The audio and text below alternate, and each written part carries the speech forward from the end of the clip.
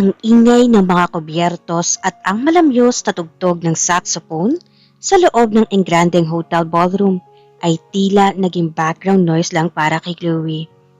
Nakatayo siya sa gitna ng silid, suot ang isang itim na cocktail dress na hapit sa kanyang katawan. Elegante, matapang at tila hindi tinatabla ng kahit anong kaba. Bilang isa sa pinakasikat na interior designer sa bansa, sanay siya sa atensyon.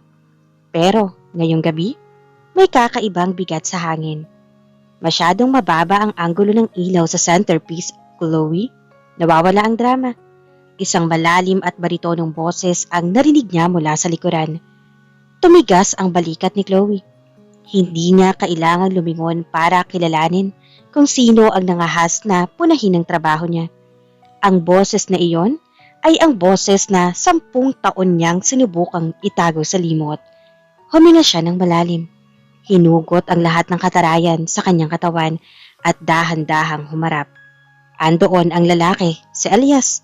May hawak na baso ng scotch, bahagyang nakapamulsa at ang pamilyar na mga dimples ay lumabas nang ngumiti ito ng tipid. Mukha itong mas matanda, mas seryoso, pero lalong naging kagalang-galang sa suot nitong charcoal gray suit.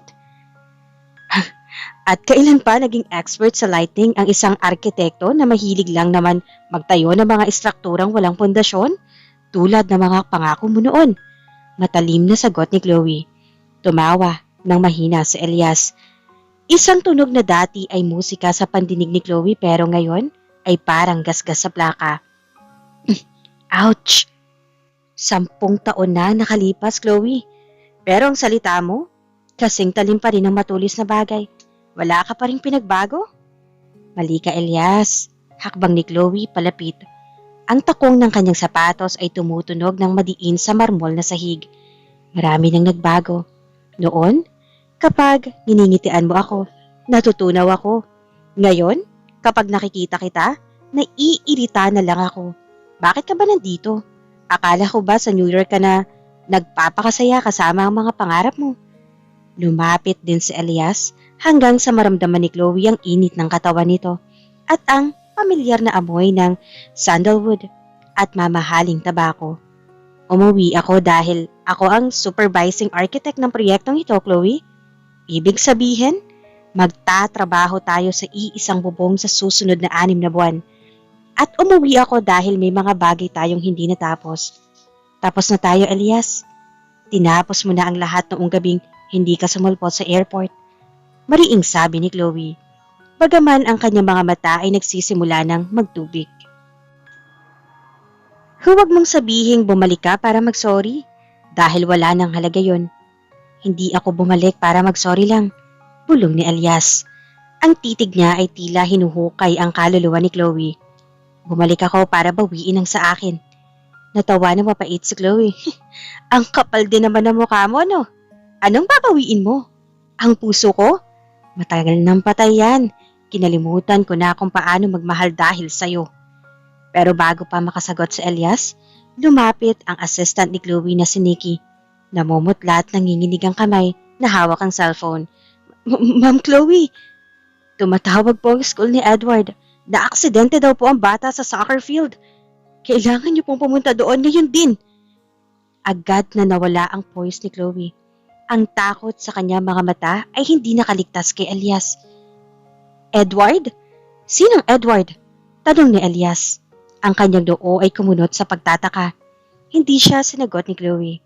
Agad itong tumalikod at nagmamadaling lumabas ng ballroom. Iniwan si Elias na nakatayo doon. Puno ng katanungan at isang kakaibang kutob na nagsisimulang gumapang sa kanyang puso. Nagmamadali ang bawat hakbang ni Chloe sa pasilyo ng St. Luke's. Ang tunog ng kanyang takong ay tila tibok ng kanyang pusong nagkakarera sa kaba. Hindi niya napansin na sa likuran niya, ilang metro ang layo, ay sumunod si Elias. Hindi alam ni Elias kung bakit siya sumunod. Marahil ay dahil sa taranta sa mukha ng dalaga o dahil sa pangalang Edward na tila humaplos sa isang bahagi ng kanyang pagkatao na hindi niya maipaliwanag. Pagdating sa emergency room, bumungad kay Chloe ang isang batang lalaki. Mga 9 na taong gulang na nakaupo sa stretcher. May benda ang kaliwang tuhod nito at may galo sa siko. Pero nakangiti pa rin habang kausap ang nurse. Edward! Sigaw ni Chloe. Agad niyang niyakap ang anak. Tila sinisigurong okay na ito. Anong nangyari? Sabi ko naman sa'yo mag-iingat ka sa paglalaro. Mommy, I'm okay. It was just a slide tackle gone wrong. We won the game though. Masayang sagot ng bata. Ang boses nito ay puno ng enerhiya. Malayo sa kaba ng kanyang ina. Hingal na huminto si Elias sa pintuan ng ER curtain.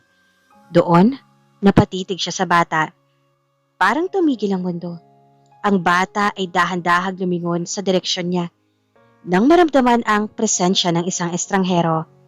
Mommy? Who is he? Tanong ni Edward. Dahan-dahang tumayo si Chloe. Tila, isang pananggalang sa pagitan ng dalawa. Namumutla ang kanyang labi. He's a business associate, Edward. Elias, anong ginagawa mo rito? Sabi ko naman sa'yo tapos na ang usapan natin. Pero hindi nakikinig sa Elias. Lumapit ang binata ng dahan-dahan. Tila natatakot na baka maglaho ang imaheng nakikita niya. Nang mapalapit siya, doon niya nakita ang mga detalyeng parang kinuha sa isang lumang litrato ng kanyang sariling kabataan. Ang hugis ng mga mata ng bata, malalim, tila nangungusap, at bahagyang singkit kapag tumatawa. At ang pinaka-shocking sa lahat, nangumiti si Edward kay Elias dahil sa kuryosidad. Lumitaw ang isang malalim na dimples sa kaliwang pisngi nito. Eksaktong kapareho ng kay Elias. Ilang taon na siya, Chloe? Mahinang tanong ni Elias. Ang kanyang boses ay nanginginig, puno ng hinalang nagsisimulang magkaroon ng katotohanan. Elias, umalis ka na.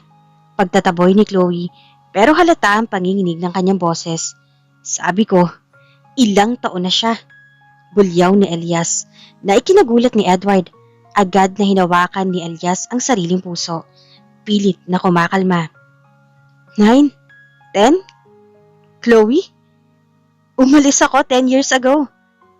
Huwag mong sabihin. Wala kang karapatang magtanong. Bulyaw ni Chloe pabalik. Ang katarayan niya ay napalitan ng purong galit at sakit. Umalis ka sa buhay ko nang walang paalam. Namuhay ako ng mag-isa. Pinalaki ko ang anak ko ng mag-isa habang ikaw ay nagpapakasaya sa karera mo sa ibang bansa. Ngayon, babalik ka at tatanungin mo ang edad niya? Anak ko ba siya? Ang tanong ni Elias ay parang bombang sumabog sa loob ng maliit na cubicle. Tumingin si Edward sa kanyang ina. Pagkatapos ay sa lalaking kamukha niya. Ang katahimikan sa loob ng ER ay nakakabingi. Ang lihim na itinago ni Chloe sa loob ng isang dekada ay gumuho sa isang iglap dahil sa isang aksidente sa soccer at sa pagdating na lalaking dati niyang minahal. Pinalabas muna ni Chloe ang kanyang assistant para bantayan si Edward sa loob. Paglabas nila sa parking lot, sinalubong sila ng malamig na hangin at papatak na ambon, pero tila mas malamig ang titig ni Chloe kay Elias. Hindi pa man nakakapagsalita ang lalaki. Isang malakas na sampal ang dumapo sa pisngi nito. Hindi gumalaw ang binata. Tinanggap niya ang sakit dahil alam niyang mas masakit ang ibinigay niyang sugat kay Chloe noon. 10 taon, Elias. 10 taon ko itong binuhat ng mag-isa. Pasigaw na bungad ni Chloe. Noong nagbubuntis ako, nasaan ka? Noong isinisilang ko si Edward at muntik na akong mamatay dahil sa komplikasyon, nasaan ka? Noong unang hakbang ni Edward noon? Noong unang salita niya, nasaan ka ng mga panahong yon? Chloe, hindi ko alam. Bakit hindi mo sinabi sa akin? Nanghihinang tanong ni Elias. Sumulat ako. Tumawag ako ng ilang buwan bago ako tuluyang nawalan ng balita. Dahil pinatay mo na ang lahat sa atin noong gabing iniwan mo ako sa airport. Putol ni Chloe. Ang kanyang mga bata ay naniningas sa galit habang tumutulo ang luha.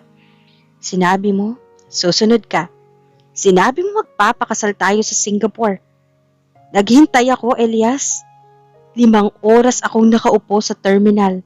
Hawak ang passport ko at ang pregnancy test result na bala ko sanang sorpresa sa'yo.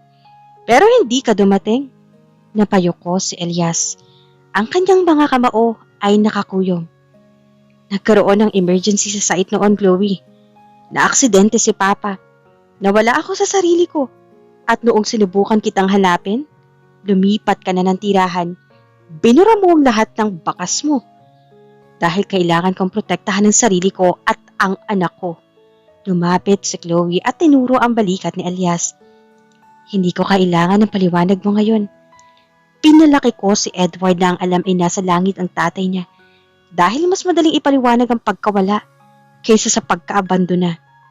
Nanginginig ang balikat ni Elias. Ang katotohanang may anak siyang 10 taon na, isang batang kamukhang kamukha niya. May parehong hilig sa sports at may parehong mga mata ay parang isang higanteng alon na sumasagasa sa kanyang pagkatao. Gusto ko siyang makilala, Chloe. Gusto kong bumawi sa anak ko. Pagsusumamo ni Elias, sinubukan niyang hawakan ng kamay ng dalaga pero agad itong iniwas ng babae. Bumawi? Paano mo ibabalik ang 10 Pasko na wala ka?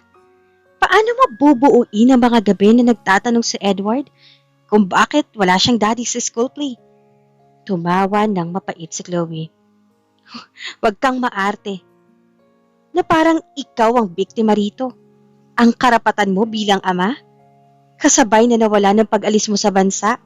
Makakaalis ka na, Elias. Hindi ako aalis. Hanggat hindi ko nakukuha ang pagkakataong maging tatay sa anak ko. Determinadong sabi ni Elias. Kahit kasuhan mo pa ako? Kahit ipagtabuyan mo ako araw-araw, hindi ako susuko. Anak ko siya, Chloe. Dugo ko si Edward. Dugo mo lang siya, Elias. Pero ako ang buhay niya. Huling bitaw ni Chloe bago siya tumalikod at iniwan si Elias na natigilan. Pero hindi marunong sumuko si Elias. Alam niyang ang daan pabalik sa puso ni Chloe ay nakasara. Kaya't sa maliit na pintuan siya dadaan kay Edward. Gamit ang kanyang posisyon bilang supervising architect, ginawa niyang opisina ang gallery kung saan madalas magtrabaho si Chloe pagkatapos ng school hours ng bata. Isang hapon, nakita ni Elias si Edward na nakaupo sa isang sulok ng gallery. Sinusubukang iguhit ang facade ng gusali habang naghihintay kay Chloe. Lumapit si Elias. May dalang set ng professional drafting pencils at isang mamahaling sketchbook. Mali ang perspective ng bintana mo, buddy? Malambing na sabi ni Elias habang nauupo sa tabi ng bata. Dapat sundin mo ang vanishing point para magmukhang totoo. Tumingala si Edward. Ang mga mata nito ay may kislap na kuryosidad. Kayo po yung friend ni Mami, di ba? Architect po kayo? Oo. At kung gusto mo, tuturuan kita kung paano magpatayo ng mga skyscraper. Nakangiting sagot ni binata. Sa loob ng ilang minuto, tila nawala ang tensyon sa mundo. Nakita ni Elias sa bata ang sarili niyang hilig at gilas. Bawat guhit ni Edward ay parang haplos sa puso ni Elias. Isang pagkakataong ninakaw ng panahon pero pilit niyang binabawi ngayon. Ngunit ang maayos na eksena ay mabilis na nangambala. Chloe, nandito na ang paborito mong kape. Isang matangkad, makisig at mestisong lalaki ang pumasok sa gallery. Siya si Diego. Isang art collector at matagal nang nanliligaw kay Chloe. Agad itong lumapit kay Chloe at hinalikan ng kamay nito bago bumaling kay Edward. Hey, champion! May dala akong bagong video game para sa'yo. Tito Diego! Masayang sigaw ni Edward. Sabay takbo sa lalaki. Halatang komportable ang bata sa kanya. Nanigas si Elias sa kinatatayuan niya. Ang selos na naramdaman niya ay higit pa sa inaasahan niya. Si Diego naman ay tila pamilya na sa paningin ng mag-ina. Isang posisyon na dapat ay sa kanya. Lumapit si Diego kay Elias.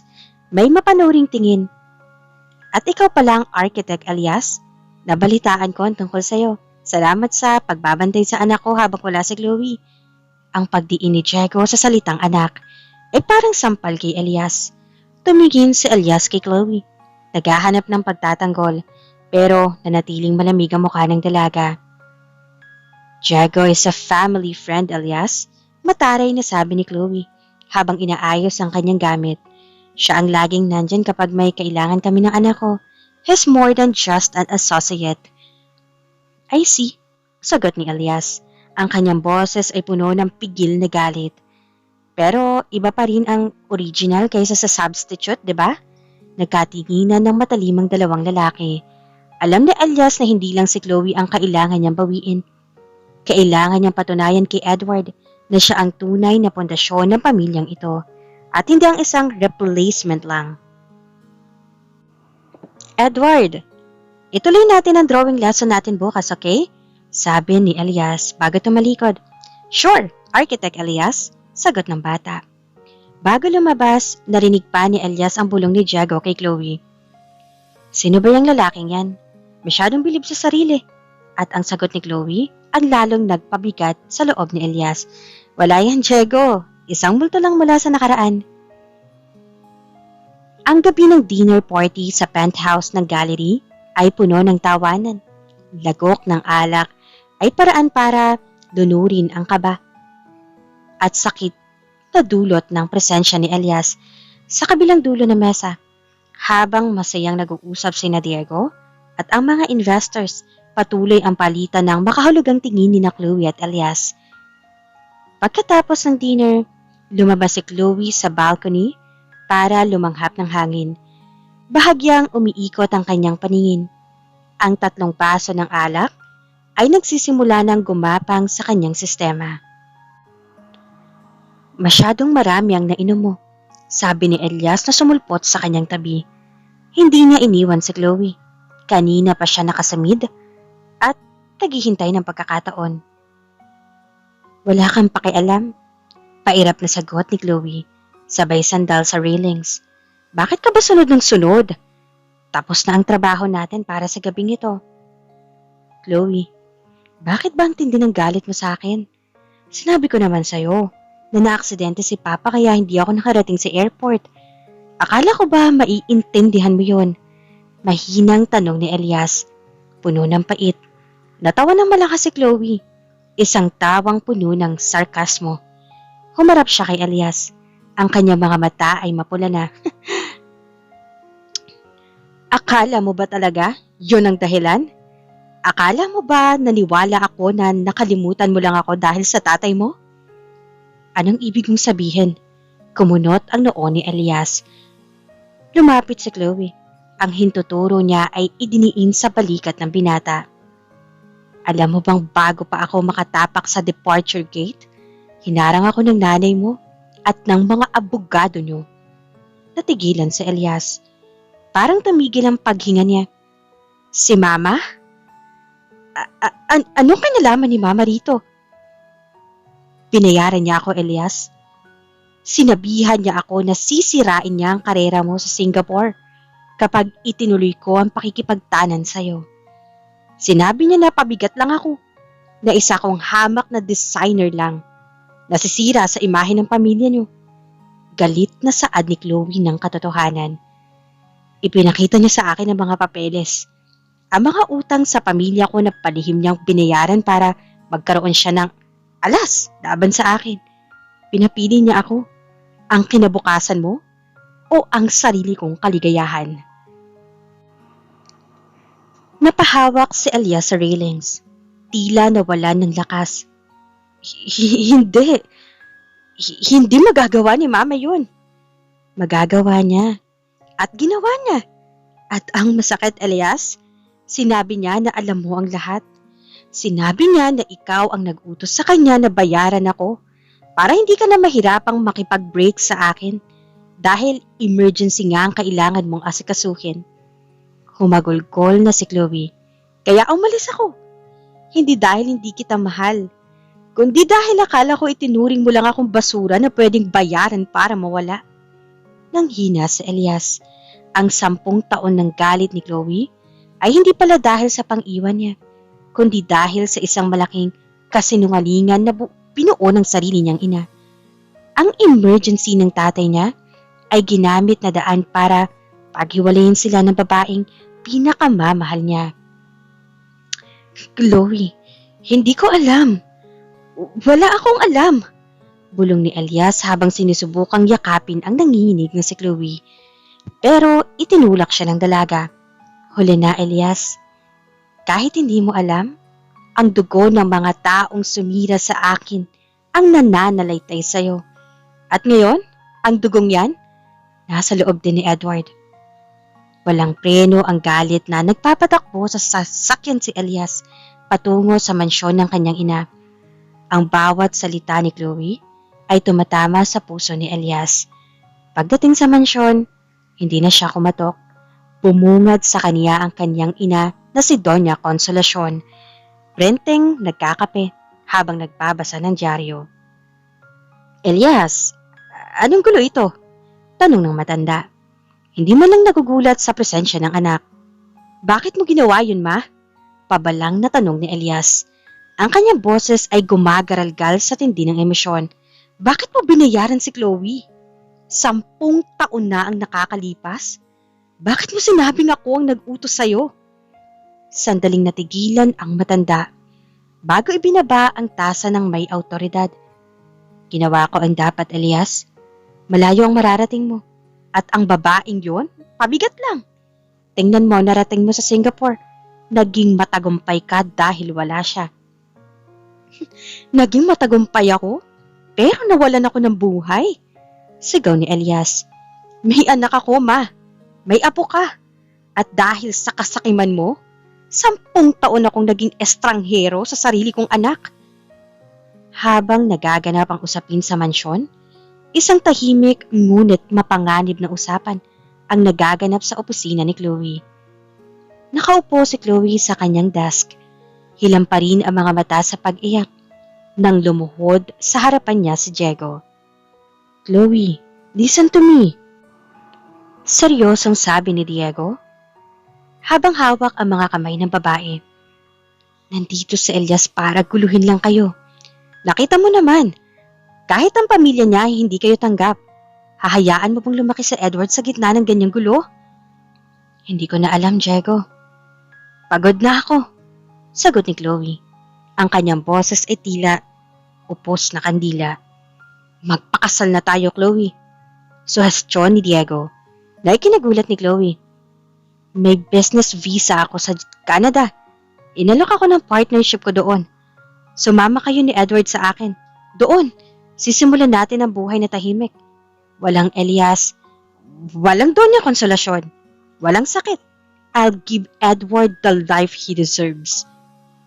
Tumingin si Chloe sa litrato ni Edward na nasa kanyang mesa. Ang takot na baka agawin ni Elias ang bata gamit ang kapangyarihan ng pamilya nito ay nagsisimulang manaig. Ang alak ni Diego ay tila isang lifeboat sa gitna ng lumulubog na barko. Gagawin mo ba talaga yan para sa amin? Tanong ni Chloe. Higit pa riyan, Chloe. Mahal kita, alam mo yan. Sagot ni Diego.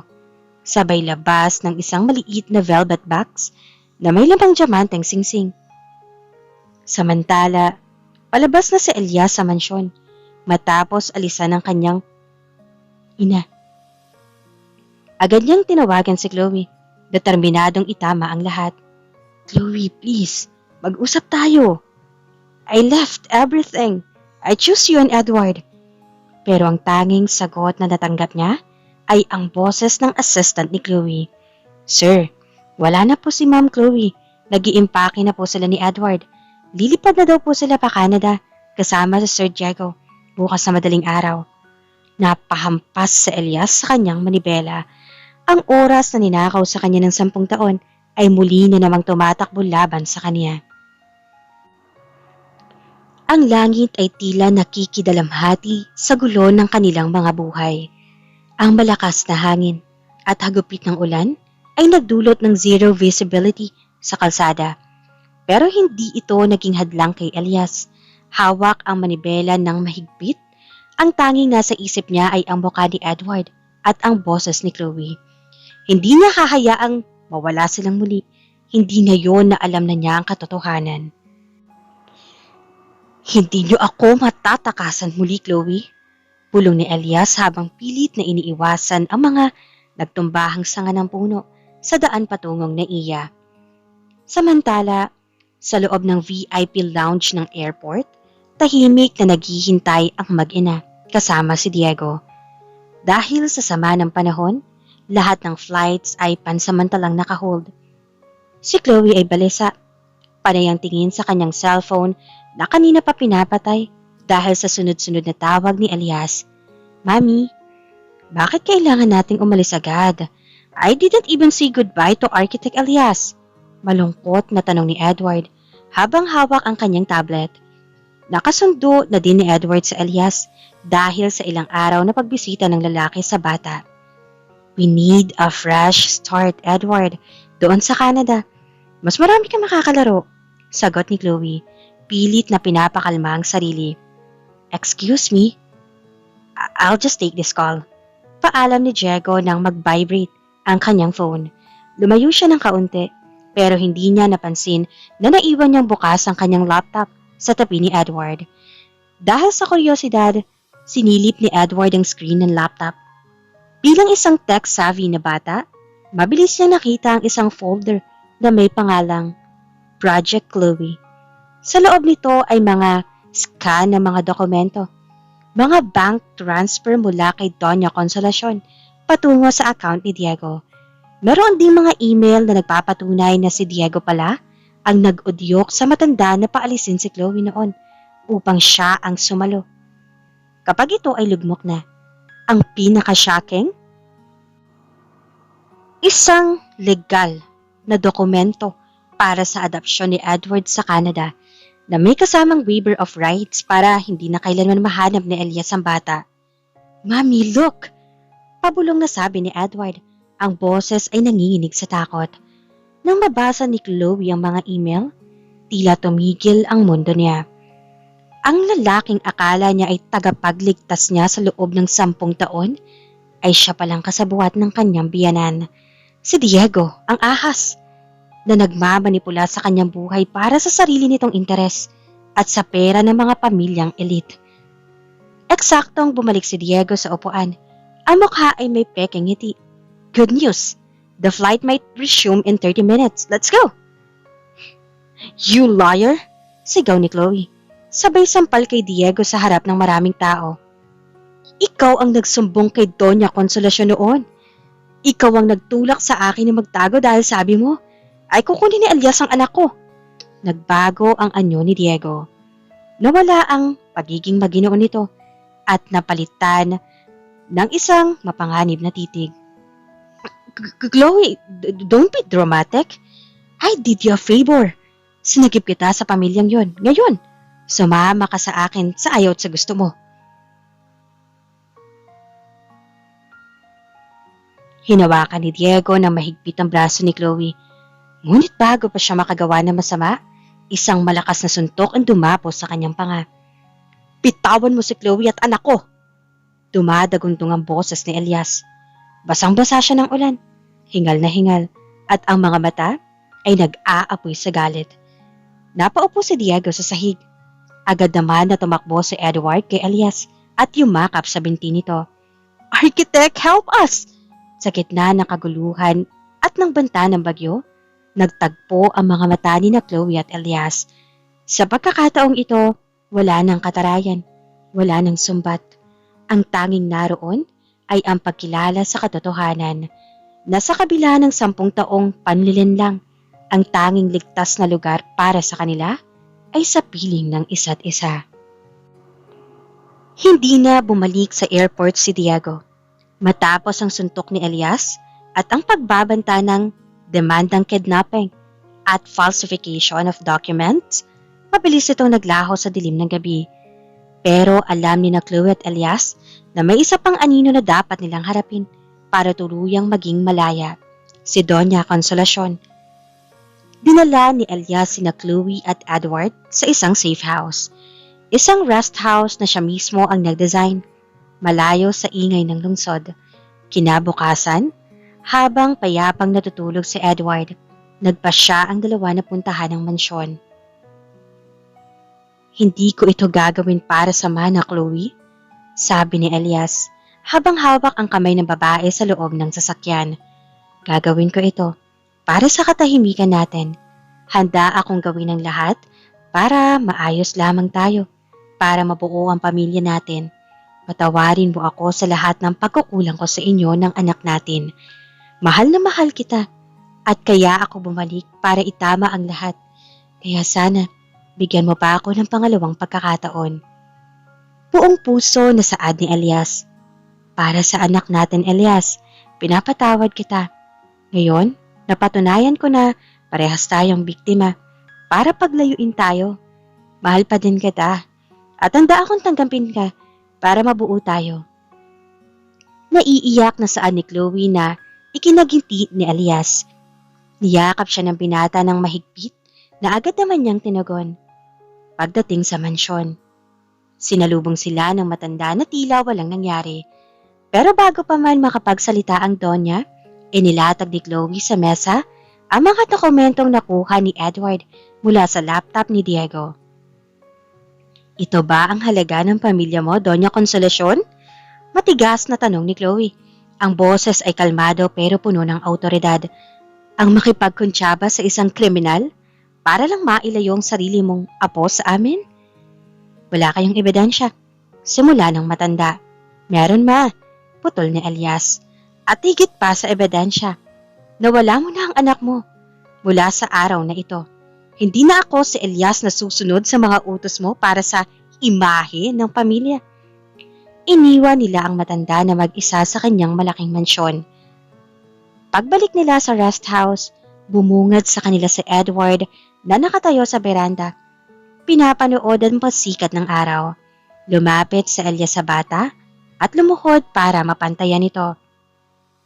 Edward, panimula ni Elias, ang boses ay bahagyang nanginginig.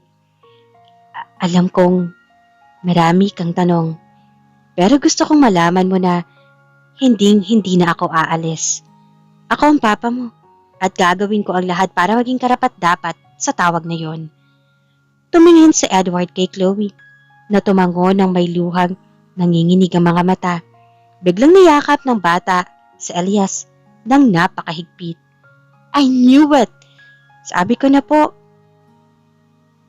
Kaya niyo akong turuan ng soccer at drawing dahil pareho tayo. Natawa ng mahina si Elias habang niyayakap ang anak at hinila niya si Chloe para sumama sa yakap.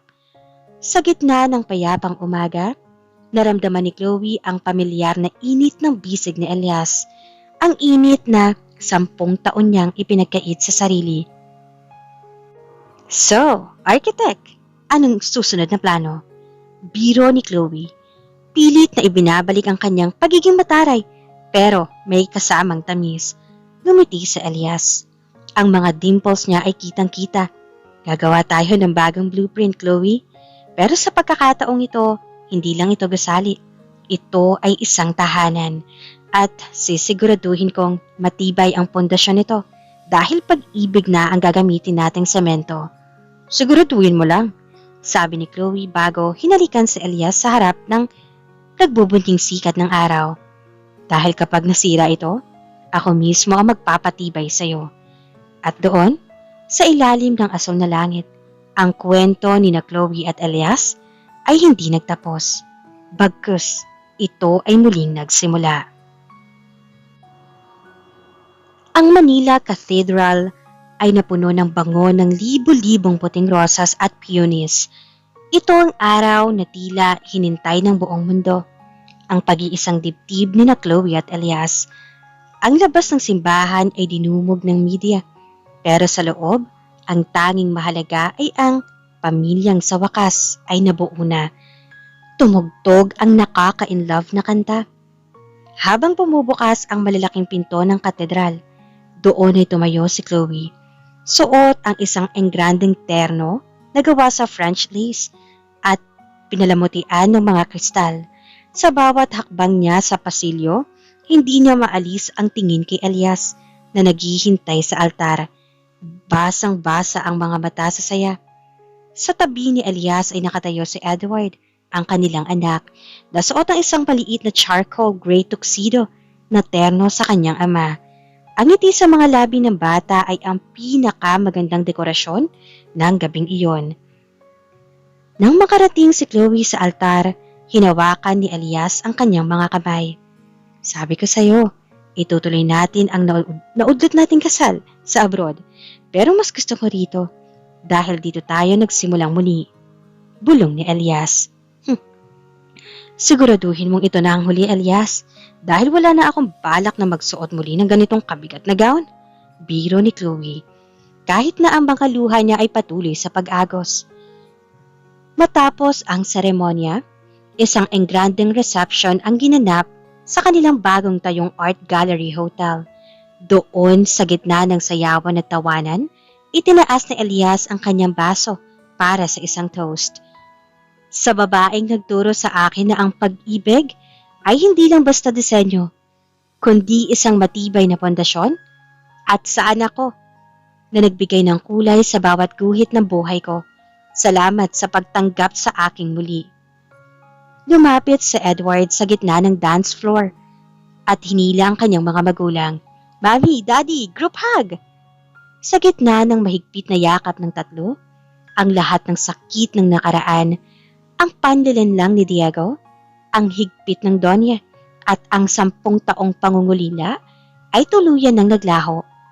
Pinalitan ito ng mga tawanan at pangako ng katapatan. Pagkalipas ng ilang taon, makikita ang pamilya sa kanilang garden. Si Elias ay nagtuturo kay Edward ng bagong sketch, habang si Chloe ay karga ang kanilang bunsong anak na babae, si Andrea. Wala na ngang mahihiling pa ang mag-asawa dahil masaya at makulay na ang kanilang buhay kasama ng mga anak nilang sina Edward at Andrea. At dito na po nagtatapos ang kwento. Sana ay muli ninyong samahan sa mga full story na nais kong ibahagi sa inyo. Maraming salamat po.